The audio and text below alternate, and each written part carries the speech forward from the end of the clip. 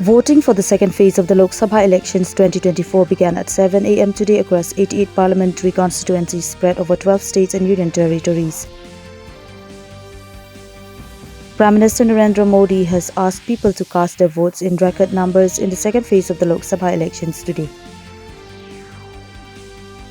The Supreme Court of India today rejected the plea seeking 100% cross-verification of electronic voting machines data with voter-verifiable paper audit trail records. The filing of nomination has begun for the fifth phase of Lok Sabha election with the issuance of notification today. Voting for this phase will be held on 20th May. Ruchira Kamboj, India's permanent representative to the United Nations, talked about India's rapid progress in achieving an 80% financial inclusion within 6 years.